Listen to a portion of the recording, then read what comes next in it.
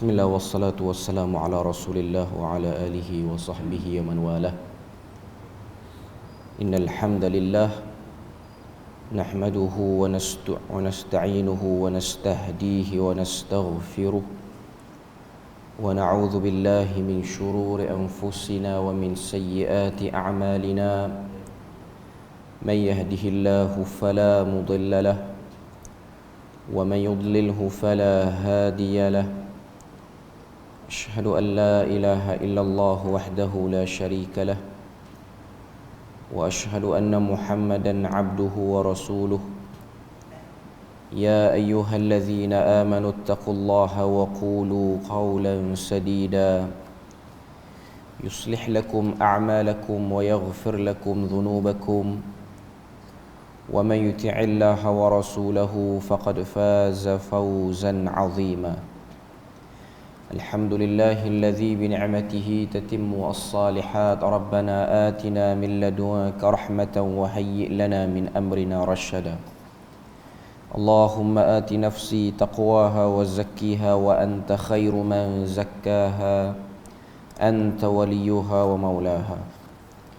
Alhamdulillah, syukur pada Allah Azza wa Jal kerana dengan rahmat dan juga limpah kurnia yang Allah Ta'ala berikan dapat kita bersama pada pagi ini. InsyaAllah kita akan sambung lagi perbahasan daripada risalah 30 teknik tepat tadabbur Al-Quran, yang mana sebelum ni kita berada pada bab yang pertama, iaitu pengenalan kepada Al-Quran, dan kita dah bahas tentang makna Al-Quran. Kalau kita tengok pada muka surat yang kedua, pada muka surat kedua, penulis hafizahullah ta'ala dia datangkan dua definisi Al-Quran. Satu daripada Al-Jurjani dalam kitab beliau At-Ta'rifat. Yang kedua ialah daripada Dr. Wahbah Zuhaili daripada Al-Wajiz fi Usulul Fiqh. Cuma kalau kita fokus pada definisi yang dibawa dan diberikan oleh Dr. Wahbah Zuhaili, ianya ialah definisi yang paling terbaik dan juga definisi yang lengkap. Dia sebut situ kalamullah ta'ala al-munazzalu ala Rasulillah sallallahu alaihi wasallam. Quran itu ialah firman Allah ataupun kalam Allah yang diturunkan kepada Rasulullah sallallahu alaihi wasallam bil lisanil arabi, dengan lisan Arab ataupun lidah orang Arab, ataupun bahasa mudahnya kita sebut turun dalam bahasa Arab. Lil i'jaz, itu yang penting. Penurunan Al-Quran ialah untuk i'jaz. I'jaz itu dia terjemah untuk memberi mukjizat, ataupun untuk lebih kita faham, perkataan mukjizat ni ialah untuk melemahkan. Melemahkan siapa? Melemahkan kumpulan sasar yang paling jelas di hadapan Nabi ialah musyrikin Mekah. Musyrikin Mekah pada waktu itu yang berbangga kemahiran beliau, kemahiran mereka dalam sastra Arab. Jadi Quran ini himpunan sastra-sastra terbaik yang akan mengalahkan segala keindahan kata-kata yang ada pada sisi bangsa Arab pada waktu itu. Lil i'jazi bi aqsara suratan minhul maktubi fil masahif, untuk menjadi mukjizat daripada sependek-pendek surah. Maknanya surah yang paling pendek pun kalau diberi cabaran kepada mana-mana orang untuk datangkan sama bandingan dia dengan surah paling pendek ataupun lebih kurang sama, mereka tak akan mampu. Sudah banyak ayat-ayat cabaran dalam Al-Quran untuk diberikan, ditawarkan kepada mana-mana orang, khususnya bangsa Arab, untuk datangkan himpunan kata-kata yang mempunyai nilai sastra yang sama tinggi dengan Al-Quran, dan itu tidak mampu dilakukan. Sebab itu ialah sebuah mukjizat. Kalau mampu dilakukan, dia tak panggil mukjizat lah. Okay. Kemudian dalam ta'rif tu dia kata apa? Al-maktub fil masahif, Quran ini telah tertulis dalam lembaran-lembaran ataupun dalam mashaf. Maknanya dihimpunkan. Walaupun terhimpunnya Al-Quran itu ialah berlaku dengan jayanya pada zaman para sahabat selepas kewafatan Rasulullah. Pada zaman Nabi, para sahabat menulis Al-Quran, tapi tidak menulis dan diletakkan, dihimpunkan pada satu himpunan, melainkan idea itu datang selepas pada kewafatan Rasulullah. Tujuannya ialah untuk mengelak berlakunya kekeliruan ataupun berlakunya kesamaran, untuk membezakan antara Quran dengan hadis Nabi. Okay.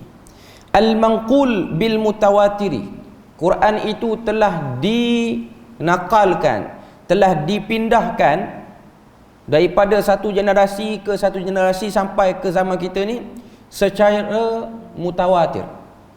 Maknanya secara dijaga sanadnya, dijaga pembawa-pembawa kepada pembaca Al-Quran ataupun penulisan Al-Quran. Al-muta'abbadu bitilawatihi, menjadi ibadah dengan membacanya. Al-mabdu'u bi suratil Fatihah, yang dimulakan dengan surah Al-Fatihah. Al-makhtumu bi suratin Nas, dan disudahi, ditutup dengan surah An-Nas. Jadi itu definisi yang lengkap yang diberikan oleh Dr. Wahbah Zuhaili terhadap Al-Quran, makna Al-Quran itu sendiri. Okay. Dan kalau kita tengok pada bahagian yang seterusnya, kita tengok muka surat yang keempat, nama-nama Al-Quran. Ada beberapa nama-nama yang diletakkan oleh penulis merujuk kepada Al-Quran. Ada bahagian nama yang dia bawa sekali dengan dalil-dalil, dan ada sebahagiannya dibawa hanya nama sahaja, cuma tidak disebutkan di mana. Okay. Cuma kalau kita tengok dalam buku kita ni, dia bawa ke semua nama-nama Al-Quran itu sekali dengan dalil-dalil dia. Okay. Kita tengok muka surat keempat, dia sebut, adapun jumlah nama Al-Quran, Imam Badruddin Az-Zarkashi dalam kitabnya Al-Burhan fi Ulumil Quran membawa pendapat Al-Harali bahawa jumlah nama Al-Quran tidak lebih daripada 90 nama. Nak kata banyaklah nama Al-Quran itu. Beliau juga membawa pendapat Abul Ma'ali Azizi bin Abdul Malik bahawa Al-Quran memiliki 55 nama. Maknanya tidak ada kesepakatan bilangan secara tepat berapa nama Al-Quran itu, tapi yang pasti nama Al-Quran itu banyak. Antara nama-nama Al-Quran adalah seperti berikut. Yang pertama ialah Al-Quran, yang bermaksud sesuatu yang dihimpun ataupun sesuatu yang dibaca. Seperti mana yang disebut dalam surah Yusuf ayat yang ketiga, nahnu naqussu 'alaika ahsanal qasasi bima auhayna ilaika hadzal Qur'an wa in kunta min qablihi laminal ghafilin. Pada ayat hadzal Qur'an, inilah Quran, dan sebelum daripada itu kamu daripada golongan yang lalai. Tunjuk pada kita itu nama yang Tuhan sendiri masyhurkan. Kemudian yang kedua, Al-Kitab. Dalilnya ialah surah Al-Baqarah, zalikal kitabu la raiba fih, inilah kitab yang tidak ada keraguan padanya. Yang ketiga, Az-Zikr, surah Al-Hijr ayat yang ke-9, inna nahnu nazzalna az-zikra, itu dia. Az-Zikra itu merujuk kepada nama Al-Quran.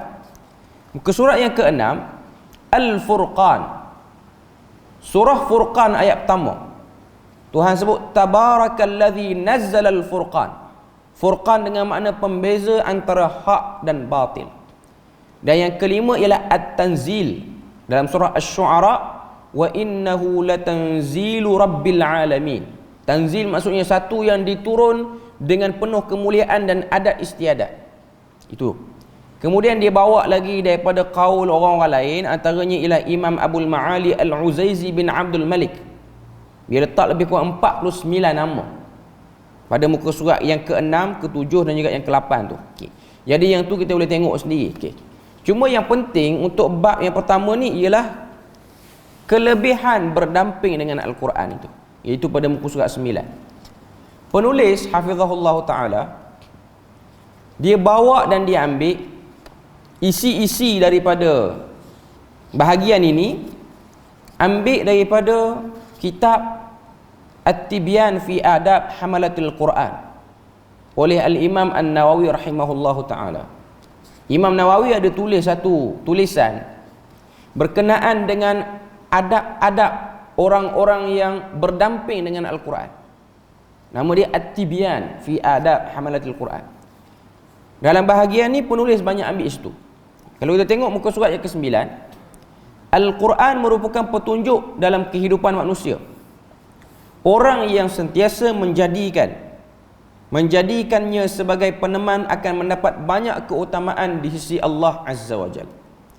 Berdasarkan apa yang disebutkan dalam surah Fatir ayat 29 hingga ayat yang ke-30, Allah Ta'ala sebut, innal ladzina yatluna kitaballah wa aqamus salah wa anfaqu mimma razaqnahum sirran wa alaniyah yarjuna tijaratan lan tabur liwafiyahum ujurahum wa yazidahum min fadlih innahu ghafurun syakur.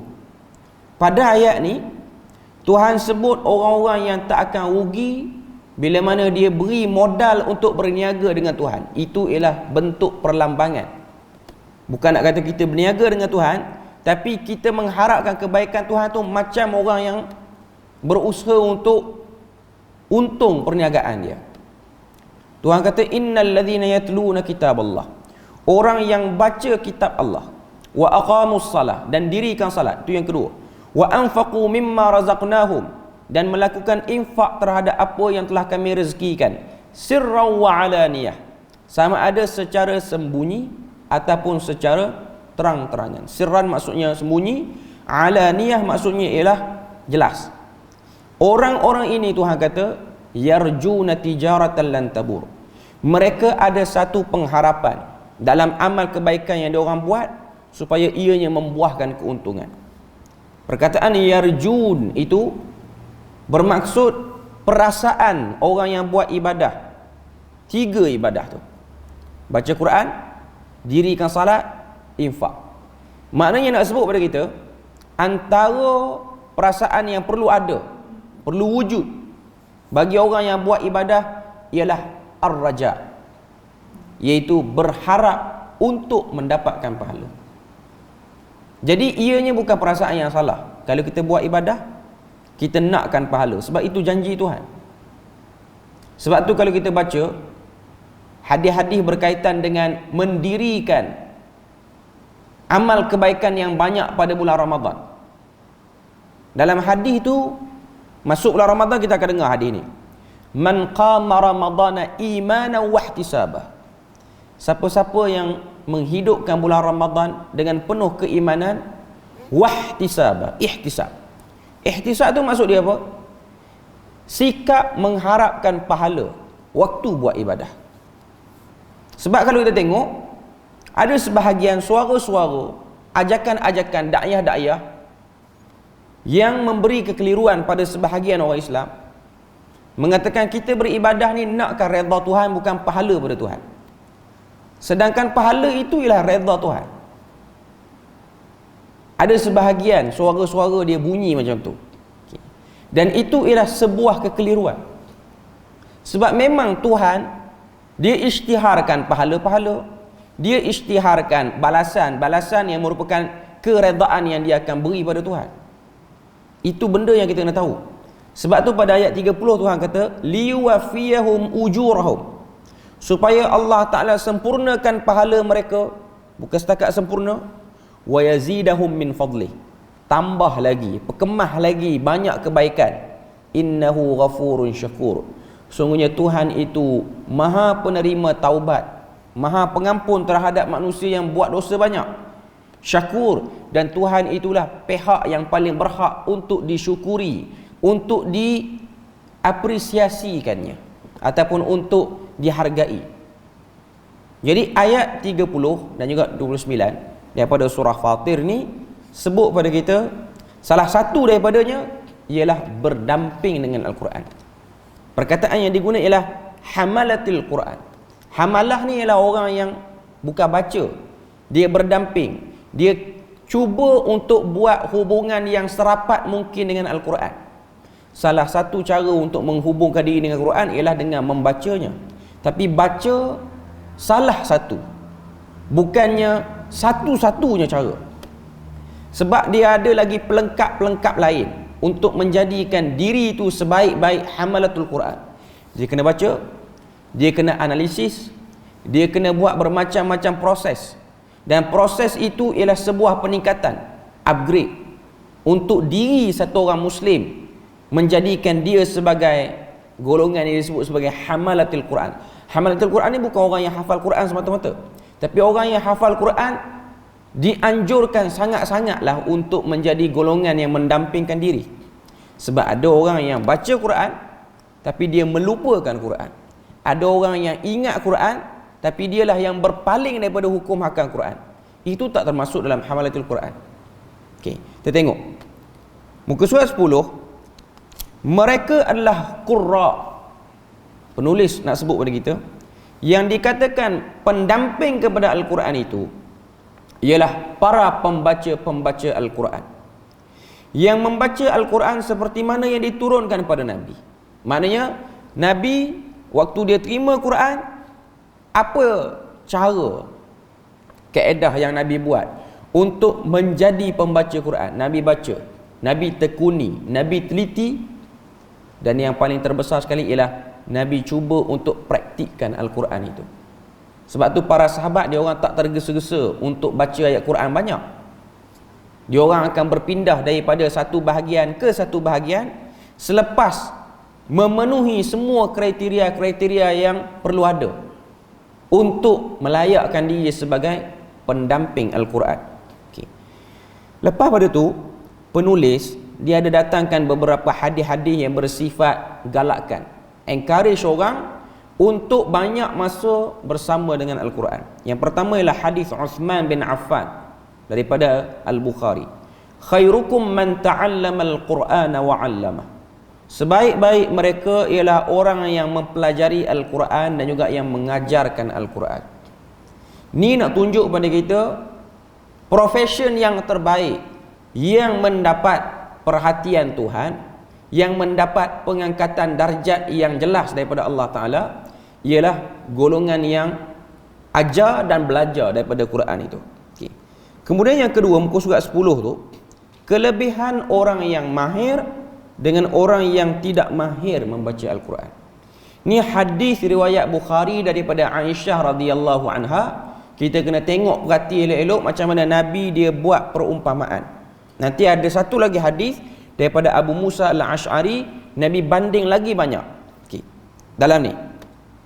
Dalam hadis yang kedua ni, masalul ladzi yaqra'ul Quran, perumpamaan orang-orang yang membaca Al-Quran, wa huwa hafizun, dia satu orang yang hafal Quran, iaitu hafal hukum hakam dan baca Al-Quran dengan hukum hakam yang baik. Apa kelebihan dia? Lahu ma'as safaratil kiramil bararah, bagi mereka akan bersama dengan golongan ini para malaikat yang mulia. Maknanya dia bersama dengan para malaikat. Wa mathalul ladzi yaqra'u wa huwa yata'ahaduhu, dan orang-orang yang baca dalam keadaan dia tersekat-sekat ataupun merangkak. Yata'ahaduhu tu maksudnya merangkak-rangkak dengan sebab tak lancar. Wa huwa alaihi syadid, dan dia sangat sukar dengan sebab nak habiskan bacaan Quran tu, banyak halangan-halangan yang dia kena tempuh dengan sebab nak habiskan bacaan Quran, sebab dia tak lancar. Falahu ajran, baginya dua pahala. Pertama pahala nak baca, yang kedua pahala bersabar di atas kesulitan. Okay. Nak sebut pada kita, hadis ni ialah encourage, galakkan orang supaya sentiasa bersama dengan Al-Quran, kemuliaan bersama dengan malaikat. Nanti kita akan sebut yang macam mana bersama dengan malaikat. Dan kerana orang yang baca Quran ni ramai, banyak jenis, yang negatif pun banyak. Nanti kita akan sebut lepas pada kita baca satu lagi hadis. Perumpamaan orang yang beriman yang membaca Al-Quran ataupun melalaikan Al-Quran seperti serta perumpamaan orang munafik. Itu pada muka surat 11. Hadis yang diriwayatkan seterusnya daripada Abu Musa al-Ash'ari daripada Al-Bukhari, dalam Sahih Bukhari. Kata Nabi, mathalul mu'mini alladhi yaqra'ul Quran kal utrujjah perumpamaan orang beriman yang membaca Al-Quran itu seperti buah utrujjah, ta'muha tayyib wa rihuha tayyib. Ta'muha tayyib maksud dia apa? Rasanya sedap, harum. Rihuha tayyib, dan bau buah itu juga waktu dia berada di pokok dia tu pun sedap juga, harum bau dia. Nabi sedang memberi perumpamaan orang beriman yang pandai baca Quran. Orang tu dah beriman, lepas tu dia pula baca Quran, ianya seperti buah utrujjah. Buah utrujjah ni apa dia? Pertama, buah utrujjah ni bukan buah yang familiar di Malaysia. Dia termasuk dalam family citrus, buah-buah oren, lemon, apa-apa semua. Dia jenis macam tu. Kalau kita Google buah utrujjah ni, dia ada macam-macam jenis dia. Tapi kalau kita tengok dalam carian, dia akan bagi bentuk dia paling dekat menyerupai buah lemon, paling dekat. Ada beberapa jenis. Ada jenis bentuk dia macam lemon, ada jenis bentuk dia jejari, dia bentuk ada jari-jari. Sebab tu setengah-setengah orang panggil juga buah ni, terutamanya orang-orang yang orang Cina ataupun orang duduk di pergunungan Himalaya, sebab buah ni pun tumbuh di kawasan tu, ialah Buddhist finger, buah tangan Buddha. Sebab bentuk dia macam tangan orang, jari-jari orang. Okay. Tapi ia sebuah perlambangan lah. Buah ni di Mekah sendiri pun bukanlah buah yang tumbuh melata macam kurma ke apa. Buah ni hanya akan datang jarang-jarang saja. Dia ada musim dia. Okay. Sebab buah ni lah buah yang paling mudah untuk dilihat oleh masyarakat Arab. Sebab kalau tuan-tuan tengok setengah-setengah lemon di negara Arab ni, Arab dia memang obses dengan buah lemon. Cuma orang Melayu kita ni lemon buah yang masam, kita tak makan macam buah limau. Macam oren apa semua tu. Oren pun tak semua orang makan. Limau kampung yang kulit hijau apa semua tu. Okay. Itu semualah family citrus lah. Okay. Cuma nak katanya ialah ianya buah yang sedap. Yang makan buah ni ialah orang yang ada-ada lah pada waktu tu. Orang yang ada duit. Okay. Saya ingat Profesor Dr. Abu Laith. Ni satu orang tokoh ulama hadis yang duduk di UIA, masih lagi mengajar di UIA sekarang, duduk lagi di UIA. Okay. Waktu dia syarahkan hadis ni, dia beritahu pada kita semua, hadis ini Nabi sedang cuba beri perlambangan perumpamaan yang paling mudah untuk dilihat oleh masyarakat pada waktu itu. Cuma waktu tu dia datang tu ke Perlis. Saya dengar kuliah live dia ni dah lama dah, waktu belum Covid lagi. Saya rasa kuliah tu pada program Perkampungan Sunnah kalau tak silap. Dia kata buah utrujjah ni nak bagi faham orang Malaysia susah. Sebab buah tu tidak ada, dan tabiat orang Malaysia tak makan buah-buah yang bersifat citrus ni yang macam Arab makan. Lemon tu tak makan. Sebab lemon tempat kita ni ialah lemon yang masam. Dekat sana dia ada lemon yang manis, memang orang makan dengan kulit-kulit pun. Okey. Dia bagi contoh buah tu kalau diperleh harum manis lah kot. Bagi contoh, bagi faham. Sebab harum manis ni harga mahal, rasanya sedap, dan juga dia ada musim dia. Sebab poin dia ialah buah utrujjah ni adalah buah yang special. Okey, itu golongan pertama, beriman baca Quran. Bau sedap, rasa pun sedap. Okay. Wallazi la yaqra'ul Quran katamrah. Dan orang yang tak baca Quran, beriman yang tak baca Quran, seperti buah tamar. Ta'muha tayyib. Rasa dia sedap tapi tak ada bau. Buah kurma tak ada bau, tapi dia ada rasa yang sedap. Dia ada rasa yang sedap. Okey. Wa mathalul fajiri alladhi yaqra'ul Quran. Dan perumpamaan orang yang jahat yang baca Quran, yang tak beriman yang baca Quran, kamathalir raihanah rihuha tayyib wa ta'muha murrun. Kata Nabi, orang jahat yang baca Quran, mereka ini seperti buah raihanah. Buah raihanah ni susah juga untuk saya beritahu buah apa di Malaysia ni. Tapi buah ni bukan jenis buah yang orang makan. Tapi dia mengeluarkan bau yang sedap di negara Arab lah. Kalau kita tengok, dia macam nak serupa dengan tembikai, tapi tak juga. Cuma nak katanya, orang yang jahat ni, dia jenis macam tu lah. Luar elok, dalam dia teruk. Itu perumpamaan yang Nabi beri. Okay. Dan yang ketiga, wa mathalul fajiri alladhi la yaqra'ul Quran. Perumpamaan orang yang jahat, yang tak beriman dan dia tak baca Quran. Kamathalil hanzalah, seperti buah yang namanya hanzalah, ta'muha murrun wala rihalaha. Rasanya pahit dan tidak ada bau padanya. Buah hanzalah ni di negara Arab ialah buah yang keluar daripada pokok kaktus. Buah tu dia ada duri. Buah yang berduri. Dan Arab makan. Ada setengah-setengah buah daripada kaktus ni, Arab dia panggil barshum. Itu istilah bahasa kampung dia orang lah. Okay. Cuma dalam hadis dia panggil hanzalah. Okay. Tengok kawasan. Ada barshum yang berduri dan tawar. Pahit kan? Tak ada bau. Ada setengah-setengah buah barshum ni, contohnya barshum yang duduk di Taif, di Mekah. Taif ni taklah dalam Mekah tapi dekat dengan Mekah. Okay. Barshum situ dia manis sikit je lah. Okay. Cuma nak katanya ini Nabi buat perumpamaan.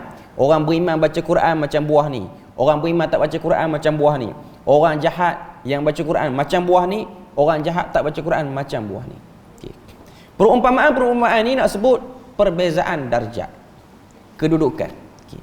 Cuma kita kena tahu, zaman kita ni ataupun zaman moden kita ni dan masyarakat kita, bila mana sebut tentang pembaca Al-Quran, apa yang kita akan nampak? Orang yang hafal Quran lah dulu. Itu yang first sekali. Okay. Tapi kita kena tahu, pembaca Al-Quran di dunia ni, kalau kadar nak tengok satu orang tu digelar sebagai pendamping Quran hanya kerana dia seorang penghafal Quran, dia masih belum cukup. Sebab orang yang baca Quran kuat ingatannya terhadap Al-Quran. Ingat betul. Ramai juga orang yang bermasalah. Saya kata pengalaman saya sendiri, duduk dalam keliling orang-orang yang bidang hafal Quran ni. Okay. Kita jumpa sebahagian daripada mereka yang memang Tuhan beri ingatan yang luar biasa. Ingat betul Quran. Boleh baca Quran dan boleh test dia daripada mana-mana tempat daripada Al-Quran. Memang dia ingat. Dan dia ada rutin yang dia lakukan untuk dia ingat Quran, iaitu pengulangan yang maksimum. Ulang selalu sehingga benda tu melekat betul, dah jadi rutin dia. Okay. Tapi bukan daripada kalangan orang yang salat. Ada. Benda tu memang wujud pun. Saya tak nak ceritalah siapa. Cuma saya kenal dan saya tengok mewakili kerajaan Malaysia untuk menjadi wakil Malaysia ke peringkat international. Memang ingat betul. Bertanding sampai ke negara-negara Arab pun, melawan dengan orang-orang yang lagi hebat. Tapi bila sembang dengan dia meragui sebahagian sahabat Nabi. Dia tak rasa sahabat Nabi itu jujur dalam dakwah dia. Tu yang hafal Quran. Dan lebih dahsyat daripada tu lagi, tak salat pun. Sebab saya tahu, sebab saya belajar sekali dengan dia. Belajar sekali dengan dia, tapi umur tak sama lah. Mula-mula kita setiap kali salat Jumaat, dia tak keluar pada rumah, duduk kat rumah. Sehinggalah kita tengok rupa-rupanya dia memang tak salat, totally tak salat. Dan dia seorang penghafal Quran, dan satu orang yang duduk dalam bidang ahli akademik, buat master lagi bidang pengajian Islam. Buat. Adakah ni yang orang macam ni, kalau tuan-tuan tengok dari segi luaran bacaan Quran dia jadi imam tarawih, dia jadi sebab imam tarawih orang bayar duit, memang jadi lah. Ya, bayar duit mahal apa semua. Okay. Adakah orang yang macam ni yang betul ingat Quran, yang Nabi kata yang baca Quran bersama dengannya para malaikat? Mustahil lah malaikat duduk dengan orang tak salat walaupun dia baca Quran. Okay. Cuma nak katanya untuk mengklasifikasikan seorang yang mendampingi Quran itu ialah orang yang hanya semata-mata dia ingat Quran untuk zaman sekarang, dia agak sukar. Sebab tu ini benda yang kita kena ketahui. Tak dapat dinafikan. Golongan penipu dalam agama ni ialah golongan yang wujud di mana-mana zaman dan golongan yang laris untuk memperbodohkan orang. Bukan hanya agama Islam, agama-agama lain pun macam tu. Cuma nak katanya, saya nak beritahu realiti lah. Realiti. Ada sebahagian orang-orang yang hafal Quran yang luar dia bukan perangai tak elok. Cuma dia tu sendiri, bagi diri dia tak pegang pun syariat tu betul. Dia ada orang yang hafal Quran, memang perangai dia tak elok pun. Memang dia berinteraksi dengan orang pun tak elok, tahu perangai dia tak elok. Okay. Tapi ada orang, depan orang dia elok, belakang orang dia tak elok. Melainkan orang-orang yang rapat dengan dia tahu. Okay. Ini benda-benda seperti ini ni, sebab masyarakat akan tengok dan masyarakat akan rasa dia bagus lah. Okay. Cuma nak katanya itu ialah bahagian daripada realiti. Nak duduk sampai pada kelebihan yang Nabi sebut ni bukan mudah lah. Cuma jangan menjadikan ukuran ingatnya orang tu pada Quran semata-mata sebagai level yang kita letak ialah orang yang disebut sebagai hamalatil Quran. Tak juga. Cuma kita mengharap kalau orang-orang yang hafal Quran ni perangai dia elok dan dia menjadi pembawa, pemegang tegas terhadap syariat ni. Okey. Kemudian yang keempat, muka surat 12. Mendapat syafaat pada hari akhirat. Daripada Abu Umamah Al-Bahili radhiyallahu anhu bahawa Rasulullah sallallahu alaihi wasallam bersabda, "Iqra'ul Quran fa innahu ya'ti yaumal qiyamati syafi'an li ashabihi." Bacalah Quran kerana Quran akan datang pada hari kiamat sebagai syafaat kepada pembacanya. Sebahagian riwayat baca juga Quran, tapi kadang-kadang Quran menjadi pelaknat pada dia di akhirat. Cuma ni riwayat pada Muslim, dia tak sebut bahagian pelaknat tu. Ada orang yang baca Quran tu melaknat dia, macam yang tadi. Dia baca, dia ingat elok, tapi Quran tu menjadi beban pada dia di akhirat nanti. Yang kelima, ahlullah yang diistimewakan. Hadis riwayat daripada Ibnu Majah, hadis yang diriwayatkan daripada Anas bin Malik, Rasulullah bersabda, "Inna lillahi ahlina minan nas." Allah Ta'ala itu ada ahli-ahli daripada kalangan manusia. Qalu ya Rasulullah, mereka tanya ya Rasulullah, man hum, siapa mereka? Qala hum ahlul Quran, ahlullahi wa khasatuhu. Mereka ialah ahli Quran, iaitu ahlullah dan yang diistimewakan. Iaitu kita boleh tengok kelompok ni bila tengok di padang mahsyar nanti, baru tahu. Dia macam satu darjah kebesaran yang Tuhan beri dan akan dapat kelebihan banyak. Zaman sekarang ni nak tengok satu orang tu dapat darjah kebesaran, mungkin kita boleh tengok pada kenderaan dia, kereta dia, dekat pelik dia ada jatah tertentu, kelab tertentu, sebab dia memiliki pangkat tertentu. Di akhirat nanti kita akan tengok, ini ialah ahlullah. Okay. Yang keenam, darjatnya ditinggikan daripada sebahagian yang lain pada hari kiamat. Itu riwayat Muslim. Innallaha yarfa'u bihadzal kitabi aqwama. Allah Ta'ala angkat dengan kitab ini satu kaum, wa yadha'u biha akharin, dan Tuhan jatuhkan dengan Quran ini juga sebahagian yang lain. Dalam kitab At-Tibyan fi Adab Hamalatil Quran, banyak lagi hadis-hadis yang dibawa oleh Al-Imam An-Nawawi untuk cerita tentang kelebihan Quran. Antaranya mereka yang mendampingi Al-Quran, Allah Ta'ala akan pakaikan kepada kedua ibu bapanya mahkota yang cahayanya lebih terang berbanding matahari dan bulan. Itu kemuliaan. Tapi kalau mak ayah dia Muslim lah, dia dapatlah yang tu. Okay. Itulah hadis yang cerita tentang kelebihan orang yang hafal Quran. Mak ayah dia dimuliakan, hafal dan jaga hukum hakam Quran. Hafal belum lagi lesen, hafal dan jaga. Yang nak tentukan jaga tu kita tak tahu. Nak tentukan orang tu hafal Quran, kita boleh buat pertandingan hafal Quran, test tengok dia boleh sambung, okey dia hafal lah. Okay. Tapi dia jaga tak Quran? Jaga macam mana? Hukum hakamnya dipelihara. Dia pun orang yang tak langgar syariat, dia menjunjung syariat. Yang tu yang boleh tahu malaikat dan Allah Ta'ala je lah. Tu di akhirat nanti. Cuma yang buat macam tu penuh kriteria dia, Tuhan akan berikan kemuliaan kepada dia dan kepada kedua ibu bapanya. Adapun hadis Yang kata orang yang hafal Quran ataupun orang yang baca Quran boleh menarik beberapa orang ahli keluarga dia ke dalam syurga. Hadis itu ialah hadis yang terlalu lemah. Yang ada ialah orang yang berjihad, dia boleh tarik family dia sebahagian. Yang jihad, yang hafal Quran ni hadisnya terlalu lemah, bahkan ada yang memalsukan hadis tu. Ulama yang mengatakan hadis tu palsu. Nak sebut pada kita, walaupun tak betul hadis tu, ada juga kemuliaan yang lain. Cuma sebahagian orang dia hantar anak dia untuk hafal Quran berpandukan pada hadis tu sebab dia nak supaya anak dia boleh tarik dia. Dalam masa yang sama dia malas nak beramal. Tu problem. Dia malas, dia nak sub orang lain supaya berkeahlian tarik dia. Tak boleh. Yang paling selamat ialah satu orang yang beramal, buat segala kebaikan, amalan tu akan dapat tarik dia. Jangan ada satu pemikiran malah beramal nak suruh orang beramal untuk kita. Yang ni tipis untuk orang tu selamat di akhirat. Walaupun ada sebahagian orang yang boleh tarik.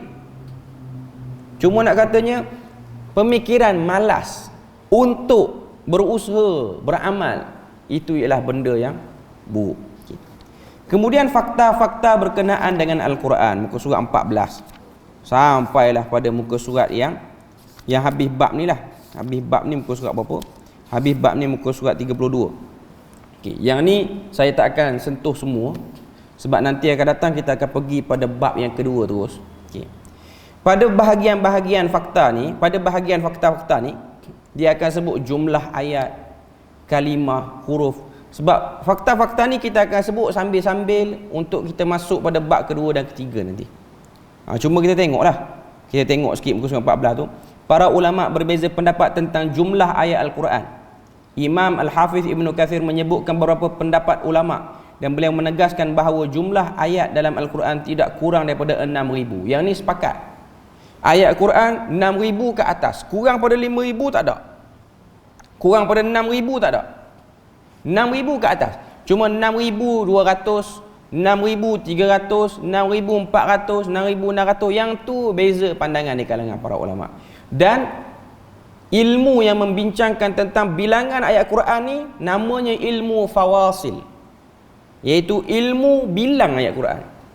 Ada 12 kelompok ulama daripada berbeza tempat pada zaman dulu membincangkan tentang berapa bilangan ayat Quran yang sebenar. Cuma yang kita pakai di negara kita ni, yang dicetak melalui kelulusan Kementerian Dalam Negeri, melalui Lajnah Pentashih Quran bawah JAKIM, kita pakai pendapat ulama daripada Kufah ataupun digelar dengan nama Kufiyin yang berpegang dengan pandangan ayat Quran itu 6,236 ayat. Ada pandangan ulama lain 6,326. Tapi pandangan yang pelik 6,666. Itu tidak disebut oleh 12 kelompok ulama, tak ada sebut. Itu hanya cakap-cakap yang disebarkan dalam masyarakat.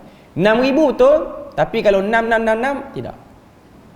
Sebab dia ialah angka yang berbeza-beza lah di antara para ulama. Okay. Cuma nak katanya antara sebab berlakunya perbezaan itu ialah berbeza menentukan kepala ayat tu. Contoh, setengah-setengah tokoh ulama, surah-surah yang bermula dengan huruf hijaiyah yang tunggal, alif lam mim, alif lam ra, kaf ha ya ain sad ha mim, mereka menjadikan ayat selepas tu dan juga huruf tu satu ayat.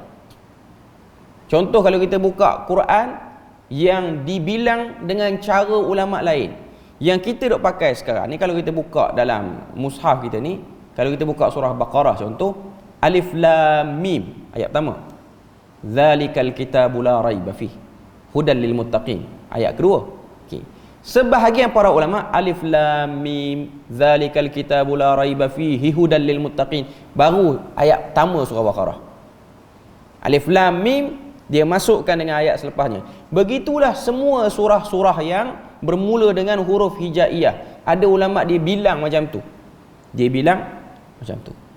Dan khilaf ni berlaku daripada kalangan sahabat lagi. Sebab tu kalau kita tengok, ada satu pandangan terpencil yang dinisbahkan kepada Abdullah bin Mas'ud, sahabat Nabi. Tapi yang nukilkan ni ialah Imam Suyuti. Orang yang belajar dalam ilmu akademik ni akan tahu Imam Suyuti ni memang dia suka nakal pun. Semua benda dia nakal, dan apa yang dia nakal bukanlah apa yang dia setuju. Cuma dia nakal. Dia nakal, dia kata Abdullah bin Mas'ud pernah mengatakan 3 qul yang ada dalam Al-Quran. Al-Ikhlas, An-Nas, Al-Falaq, 3 qul ini. Kesemua 3 ni, 3 surah ni bukan pada Quran. Sahabat yang kata. Yang ni ialah ayat pendinding khusus. Tapi ianya ialah pandangan yang pelik di kalangan sahabat. Pertama. Yang kedua, nak menjustifikasikan betul ke Abdullah bin Mas'ud sebut. Sebab Abdullah bin Mas'ud ni antara tokoh Quran yang besar di kalangan sahabat. Cuma kalau kita pernah dengar ataupun terdengar akan datang orang kata 3 qul tu bukan pada Quran, adakah ianya pandangan yang tak ada dalam agama? Pandangan tu ada.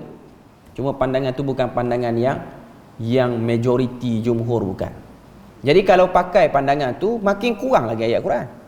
Sebenarnya saya nak sebut yang tu lah. Cuma saya tak kata pandangan tu tepat. Yang pasti pandangan tu pelik dan tertolak oleh kebanyakan para ulama. Cuma kalau dengar ada ustaz, ada orang berceramah ataupun ada kajian seminar apa kata ada pandangan kata dia bukan ayat Quran, ya memang ada benda tu disebut. Cuma dia tak tepat. Itulah sebahagiannya yang kita boleh tengok daripada fakta-fakta Al-Quran ni. Nanti kita akan baca sikit lagi lah pada kali yang akan datang. Cuma nanti kita akan masuk terus bab yang kedua. Bab yang kedua itu kita akan tengok makna tadabbur dan apa-apa berkaitan tadabbur. Dan kita akan pergi pada bab yang ketiga, iaitu bab yang paling penting untuk buku ni, teknik tadabbur tu sendiri. Jadi kita berpada situ je untuk pagi ni. Moga Allah Ta'ala beri rahmat dan berkat. Subhanakallahumma wa bihamdik, asyhadu an la ilaha illa anta wa astaghfiruka wa atubu ilaik. Wassalamualaikum warahmatullahi wabarakatuh.